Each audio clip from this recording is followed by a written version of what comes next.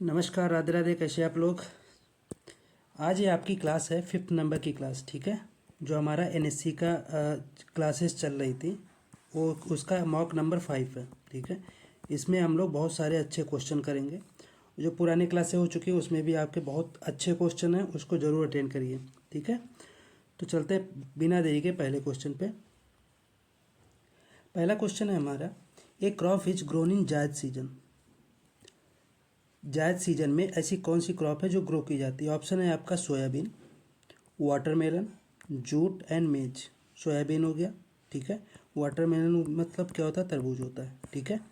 Jute की बात करते हैं, जूट हो जाएगा, या फिर आपका मेज या मक्का हो जाएगा, ठीक है।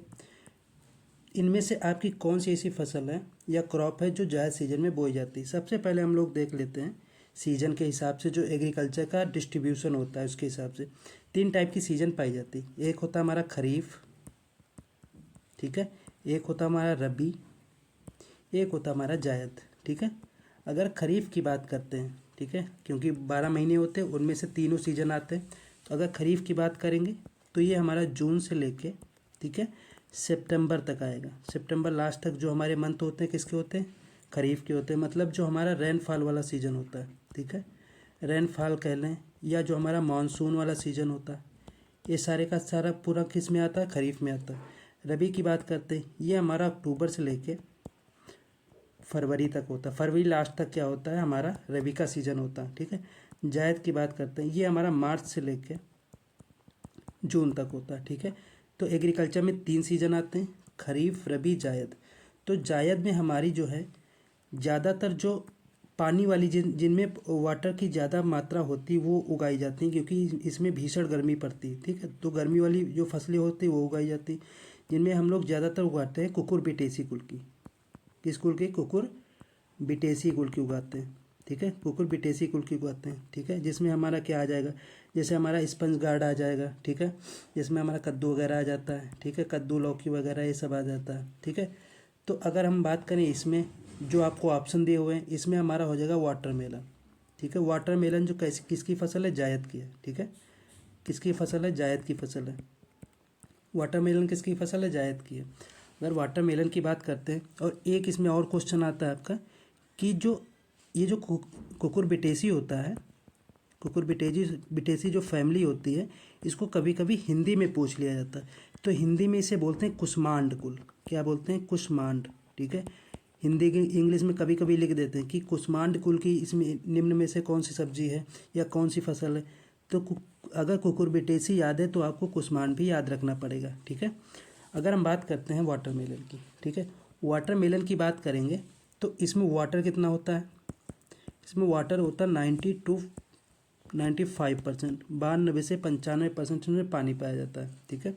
इसमें एक हार्मफुल कंटेंट पाया जाता है, ठीक है, जो नुकसान करता है खाने से।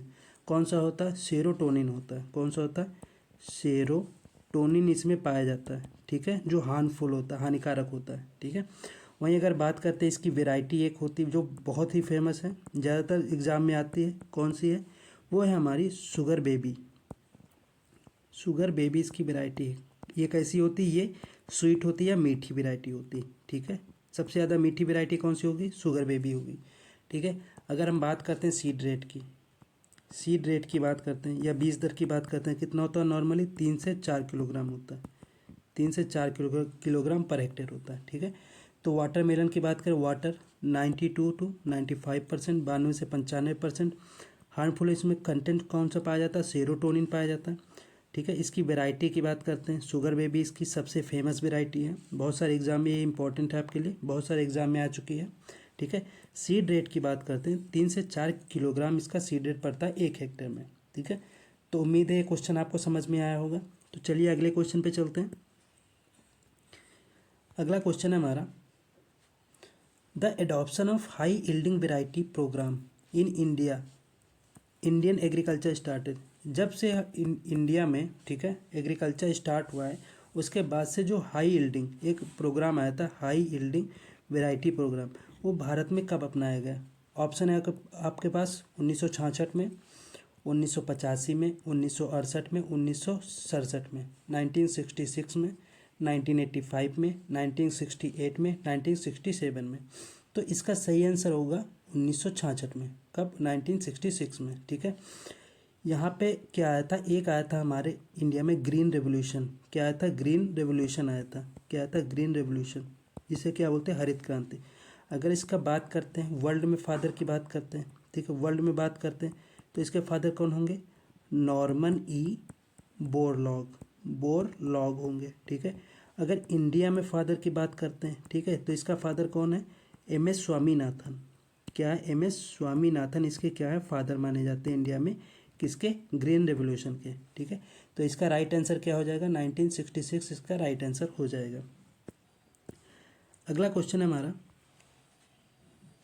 विच of the following is A food crop? इनमें निम्न में से कौन सी ऐसी क्रॉप है जिसे फूड क्रॉप के अनुसार उगाया जाता है? ठीक है, फूड क्रॉप के अनुसार उगाया जाता है।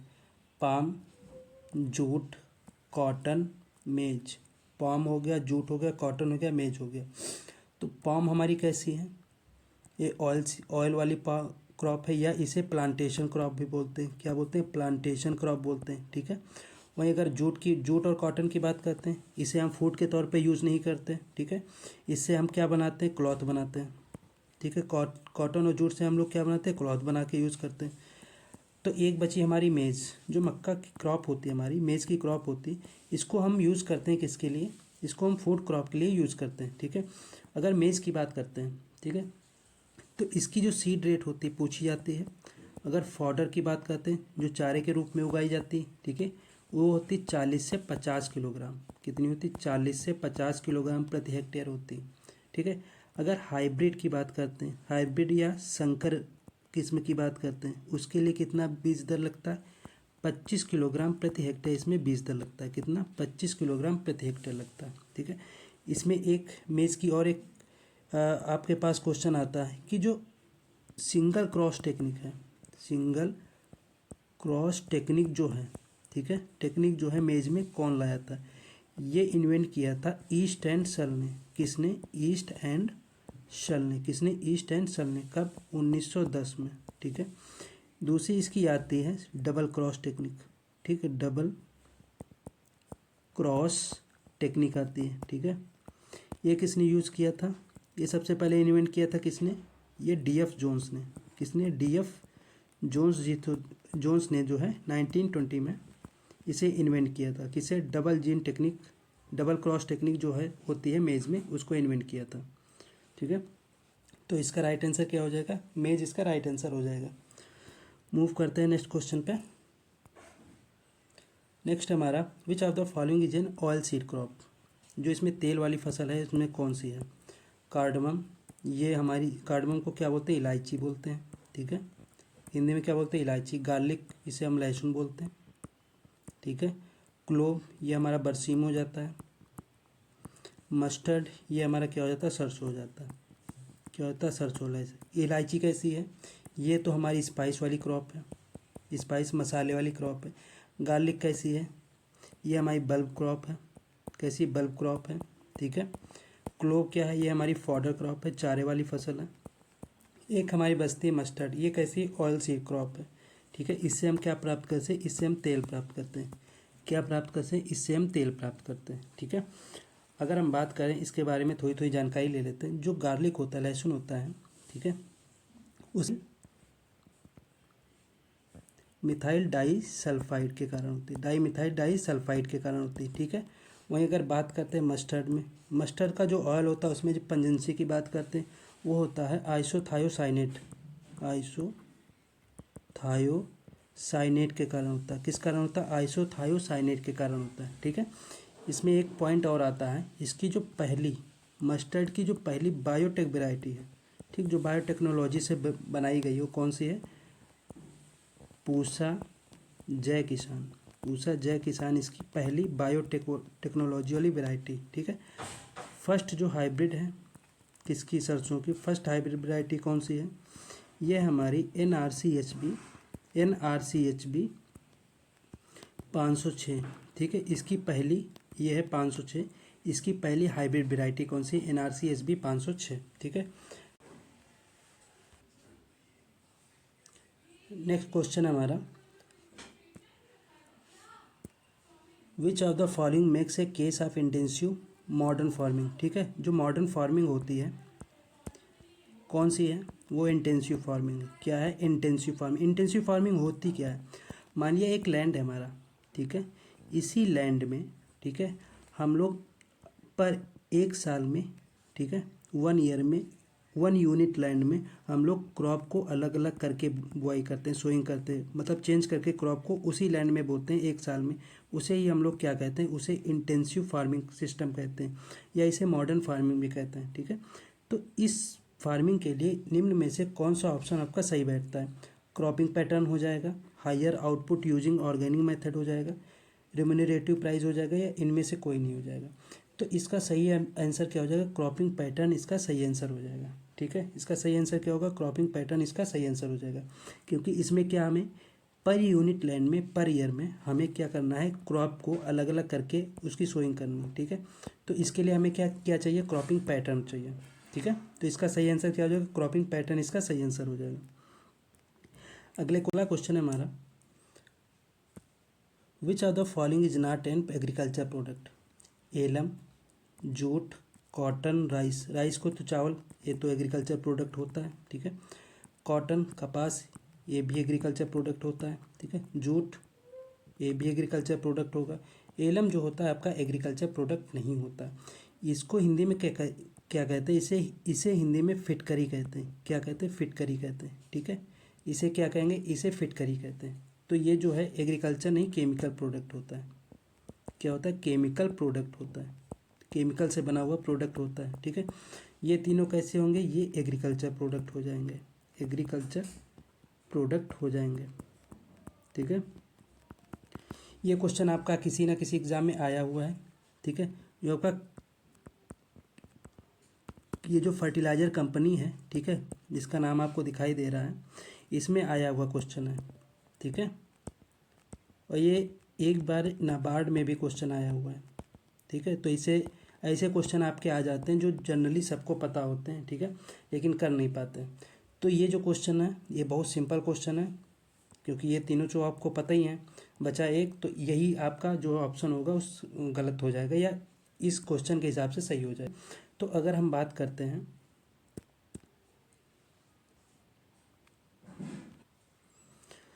अगला क्वेश्चन है हमारा, द निम्न में से कौन सा एलिमेंट है, ठीक है, जो प्रेजेंट रहता है सबसे लार्जेस्ट अमाउंट, सबसे बड़ी मात्रा में, किसमें? रॉक्स में, चट्टानों में। ठीक है, चट्टानों के साथ साथ जो हमारे खनिज होते हैं उसमें, खनिजों में। ठीक है, चट्टानों के साथ साथ खनिजों में उपलब्ध रहता है। कार्बन हो गया, सिलिकॉन हो गया, हाइड्रोजन हो गया, एल्युमिनियम हो गया।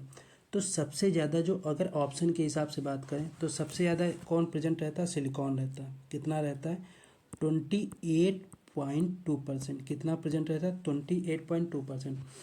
अगर हम पूरा डिस्क्राइब की बात करते हैं, ठीक है, तो जो हमारा अर्थ क्रस्ट होता है, अर्थ क्रस्ट होता है, उसमें सबसे ज़्यादा मात्रा में क्या पाया जाता है? ऑक्सीजन पाया जाता है। ठीक है, ऑक्सीजन कितना? 46% पाया जाता है। कितना? 46%। वहीं अगर बात करते हैं सिलिकॉन की, ये कितना? ये 28.2% पाया जाता है। ठीक है, वहीं अगर बात करते हैं एल्युमिनियम, कितना प्रेजेंट रहता है?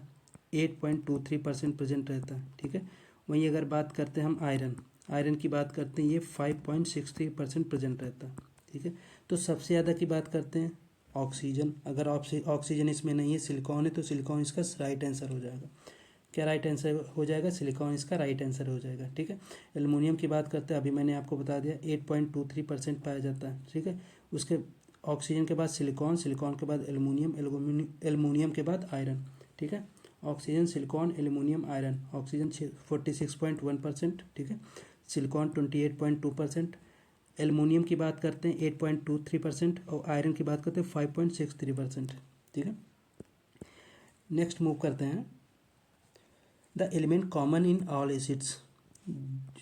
जो सारे के सारे एसिड्स होते हैं, ठीक है, इसे हिंदी में क्या बोलते हैं? अम्ल बोलते हैं। ठीक है, सभी अम्लों में ऐसा कौन सा एलिमेंट होता है, तत्व होता है, जो कॉमन रूप से पाया जाता है सभी में? ऑक्सीजन हो गया, हाइड्रोजन हो गया, नाइट्रोजन हो गया, सल्फर हो गया। तो सब में क्या कौन सा कॉमन एलिमेंट होता है? हाइड्रोजन जो है सब में कॉमन पाया जाता है। सभी जितने भी एसिड्स हैं, सभी में क्या पाया जाएगा, हाइड्रोजन जो है कॉमन रूप से पाया जाएगा, ठीक है, हाइड्रोजन जो है कॉमन रूप से पाया जाएगा, ठीक है। इसका राइट आंसर क्या हो जाएगा, हाइड्रोजन इसका राइट आंसर हो जाएगा, ठीक है। चलिए अगले क्वेश्चन पे चलते हैं। अगला क्वेश्चन है हमारा, agriculture tractors are generally having horsepower. जो हमारे एग्रीकल्चर ट्रैक्टर्स होते हैं, ठीक है, जो हमारे कृषि में उपयोग होने वाले कृषि उपयोगी, ठीक है, जो एग्रीकल्चर में उपयोग होने वाले ट्रैक्टर्स होते हैं, उनमें नॉर्मली जो हम हॉर्स पावर लेते हैं, कितने हॉर्स पावर के बीच में ट्रैक्टर लेते हैं, 20 से 50 हॉर्स पावर, 50 से 70 हॉर्स पावर, 10 से 15 हॉर्स पावर, या 20 से 25 हॉर्स पावर। तो अगर सामान्य रूप से बात करते हैं तो इसका राइट आंसर 20 से 50 हॉर्स पावर हो जाएगा। 20 से 50 हॉर्स पावर के ट्रैक्टर हम लोग लेते हैं, किसमें, एग्रीकल्चर ट्रैक्टर के रूप में अगर बात करते हैं। वहीं अगर कहीं कहीं आ जाता है कि एक हॉर्स पावर कितने बराबर होता है, ये होता है 746 वाट के बराबर। कितने, 746 वाट के बराबर होता है। कितने वाट के बराबर होता है, 746 वाट के होता है, ठीक है। एक हॉर्स पावर बराबर कितने वाट के बराबर होता है, 746 वाट के बराबर होता है, ठीक है। तो इसका राइट आंसर क्या हो जाएगा, 20 से 25 हॉर्स पावर के बीच में होता है, ठीक है। नेक्स्ट हम बात करते हैं, which of the following is a not nitrogenous fertiliser. निम्न में से नाइट्रोजन फर्टिलाइजर कौन सा है, ammonium sulphate, urea, ammonium nitrate, super phosphate. तो ऑब्वियस बात है, फास्फेट लिखा है तो यानी कि ये नाइट्रोजन फर्टिलाइजर नहीं है, ठीक है। सुपर फास्फेट जो होता है 3 टाइप का होता है, एक होता है सिंगल सुपर फास्फेट, एक होता है डबल सुपर फास्फेट, एक होता है ट्रिपल सुपर फास्फेट, ठीक है। सिंगल सुपर फास्फेट की बात करते हैं, इसमें 16% क्या पाया जाता है, फास्फोरस पाया जाता है, ठीक है। डबल में डबल कर देंगे 32% हो जाएगा, ठीक है। ट्रिपल में ट्रिपल कर देंगे 48% हो जाएगा, ठीक है। ट्रिपल सुपर फास्फेट में 48% फास्फोरस, डबल में 32% और सिंगल सुपर फास्ट में 16% फास्फोरस, ठीक है। वहीं अगर बात करते हैं अमोनियम सल्फेट की, ठीक है, अगर अमोनियम सल्फेट की बात करते हैं तो अमोनियम सल्फेट में जो होता है, अमोनियम सल्फेट में अगर नाइट्रोजन की बात करते हैं तो नाइट्रोजन 20.6% पाया जाता है, ठीक है। वहीं अगर सल्फ़र की बात करते हैं, इसमें सल्फ़र 24.5% पाया जाता है, 24.5% पाया जाता है, ठीक है। यूरिया में सबको पता है ये एमाइड फर्टिलाइज़र होता है, ठीक है। इसमें 46% क्या पाया जाएगा, नाइट्रोजन पाया जाएगा, ठीक है। अमोनियम नाइट्रेट की बात करते हैं, अगर अमोनियम नाइट्रेट की बात करें, इसमें 34% क्या पाया जाएगा, नाइट्रोजन पाया जाएगा। अमोनियम नाइट्रेट में 34% नाइट्रोजन पाया जाएगा, ठीक है। 34% क्या पाया जाएगा, नाइट्रोजन पाया जाएगा, ठीक है। तो इसका राइट आंसर क्या हो जाएगा, सिंगल सुपर फास्फेट जो होता है ये फास्फोरस फर्टिलाइजर होता है, ना कि नाइट्रोजनस फर्टिलाइजर। नेक्स्ट हम बात करते हैं HD2967, HD2967 निम्न में से किसकी वैरायटी है, राइस की है, मस्टर्ड की है, मेज की है, या व्हीट की है। तो ये किसकी वैरायटी, व्हीट की ये राइट वैरायटी है, ठीक है। हाई यील्डिंग वैरायटी किसकी है, व्हीट की वैरायटी है, ठीक है। ये ऑप्शन जो है ऊपर नीचे हो गए, इससे कोई दिक्कत नहीं होनी चाहिए, ठीक है। आपको ऑप्शन दिखाई दे रहे हैं, आपको ऑप्शन के बारे में बता रहे हैं, ठीक है। तो इसमें कोई सीरियल नहीं है टाइपिंग में, या इसको बनाते हुए पीपीटी ऊपर नीचे हो जाते हैं, ठीक है। तो इसका राइट आंसर की बात करते हैं, क्या हो जाएगा, व्हीट इसका राइट आंसर हो जाएगा, ठीक है। आपको एक बार फिर से बता दें, हमारी जो NSC की मॉक सीरीज़ है उसका ये 5 नंबर क्लास है। इसके पहले की जो 4 क्लासें आपके लिए इम्पॉर्टेंट हैं। दूसरी जो हमारी मॉक सुंडा की जो मॉक सीरीज़ चल रही थी उसे भी आप अटेंड करते रहिए, कि ठीक है, वो कंप्लीट हो चुकी है। तीसरी चीज़, आपकी जो थ्योरी वाली क्लास है नेमरा सुंडा की बुक वाली, वो हिंदी इंग्लिश दोनों में चल रही है, ठीक है, इंग्लिश में चल रही है, तो उसे भी ज़रूर अटेंड कर रही है। इसे थ्योरी अटेंड करने के बाद आप इसके MCQ लगाएंगे तो आप कहीं भी किसी भी चैनल पे कहीं भी जाने की ज़रूरत नहीं है, आपको सारे के सारे क्वेश्चन, उसके आंसर, उसकी प्रैक्टिस सभी हो जाएंगे, ठीक है। तो इसको ज़रूर करते रहिए, ये आपके एग्ज़ाम के लिए इम्पोर्टेंट है। चलिए अगले क्वेश्चन पे चलते हैं। अगला क्वेश्चन है हमारा, the scientific study of soil, ठीक है, जो मृदा होती है उसकी जो वैज्ञानिक अध्ययन है उसको क्या कहते हैं, earth study, pedology, soil science, soils chemistry. तो उसे हम लोग क्या कहते हैं, उसे हम पेडोलॉजी कहते हैं। उसे हम लोग क्या कहेंगे, उसे हम लोग पेडोलॉजी कहते हैं, ठीक है। जो सॉइल की साइंटिफिक स्टडी होती है उसे हम लोग क्या कहते हैं, उसे हम लोग कहते हैं पेडोलॉजी, ठीक है। इसका राइट आंसर क्या हो जाएगा, पेडोलॉजी इसका राइट आंसर हो जाएगा। नेक्स्ट मूव करते हैं, अगला है हमारा, Prabhat is an early short duration variety किसकी? जो प्रभात वैरायटी है, ठीक है, वो अर्ली ड्यूरेशन वैरायटी है, ठीक है, वो किसकी वैरायटी है? रेड ग्राम की, मेज की, व्हीट की, राइस की। रेड ग्राम की हो जाएगा, मेज की हो जाएगा, व्हीट की हो जाएगा, राइस की हो जाएगा। तो अगर प्रभात की बात करते हैं, ठीक है, तो अगर प्रभात की बात करते हैं, ये किसकी वैरायटी होगी? रेड ग्राम की वैरायटी। रेड ग्राम की वैरायटी को हम, रेड ग्राम को हम पिजन पी भी कह सकते हैं, या इसे अरहर भी बोल सकते हैं, ठीक है, अरहर बोल सकते हैं, पिजन पी बोल सकते हैं, कुछ भी बोल सकते हैं, ठीक है। तो इसका राइट आंसर क्या हो जाएगा? रेड ग्राम इसका राइट आंसर हो जाएगा। नेक्स्ट मूव करते हैं हम लोग। अगला क्वेश्चन हमारा, soil factors are otherwise known as. जो सॉइल फैक्टर्स होते हैं उनको और किस नाम से जाना जाता है, या और किस तरीके से जाना जाता है? Climate factors, edaphic factors, biotic factors, physiographic factor. तो इसका राइट आंसर क्या हो जाएगा? इसका राइट आंसर हो जाएगा फिजियोग्राफिक फैक्टर्स। क्या होता है? फिजियोग्राफिक फैक्टर्स हो जाएगा, ठीक है। क्लाइमेटिक फैक्टर्स तो आप लोग जानते हैं, इन्हें क्लाइमेटिक कहते हैं, या एबायोटिक फैक्टर कहा जाता है। एबायोटिक में जैसे हमारा क्या आ जाता है?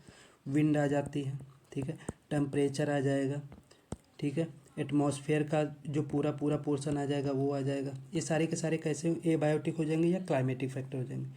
बायोटिक फैक्टर की बात करते हैं, इसमें हमारी जो लिविंग चीज़ें आ जाएंगी, जैसे हमारा प्लांट आ जाएगा, ठीक है, जैसे हमारा एनिमल आ जाएगा। ये सारे के सारे फैक्टर किस में आ जाएंगे? ये सारे के सारे हमारे बायोटिक में आ जाएंगे, ठीक है। क्लाइमेटिक एबायोटिक सेम होता है। अगर हम सॉइल फैक्टर की बात करते हैं, इसे कहते हैं फिजियोग्राफिक फैक्टर, ठीक है। नेक्स्ट हमारा क्वेश्चन है, द क्रॉप रोटेशन हेल्प। जो क्रॉप रोटेशन होता है, या जो फसल को बदल बदल कर बोना, ठीक है, वो किस में हेल्प करता है? लेसन यूज ऑफ पेस्टिसाइड, मतलब पेस्टिसाइड के यूज़ में कमी करता है। यील्ड मोर क्रॉप्स, या जो हमारी फसलें होती हैं उनकी उपज को बढ़ाता है, या उनसे जो उपज मिलती है उनको बढ़ाता है, ठीक है। Produce a greater choice of plant product, जो हमें क्या जो चॉइस करने, जो प्लांट प्रोडक्ट होता है उसको चॉइस करने में, ठीक है, वो उसे उत्पाद को बढ़ाता है, ठीक है। या eliminate parasitic which have selective host, जो उनका सिलेक्टिव होस्ट होता है, मतलब जहाँ पे हमारे जो पैरासाइट होते हैं, इंसेक्ट होते हैं, जिस भी प्लांट पे रहते हैं, ठीक है, वो क्या होता है? वो होस्ट हो जाता है। तो उनको होस्ट को एलिमिनेट करने के लिए, मतलब उनके जो चाहने वाले जो प्लांट हैं, ठीक है, उनको एलिमिनेट करने के लिए किसके लिए? जो हमारा क्रॉप रोटेशन है हेल्प करता है। जो क्रॉप रोटेशन हमारा होता है मेनली, ये जो चौथा ऑप्शन होगा आपका, ये सही हो जाएगा। एलिमिनेट करता है होस्ट पैरासाइट को, किसे? पैरासिटिक, जो हमारे इंसेक्ट वगैरह होते हैं इनको एलिमिनेट करता है। या जो हमारे पैरासाइट होते हैं जिन्हें क्या कहते हैं? परजीवी।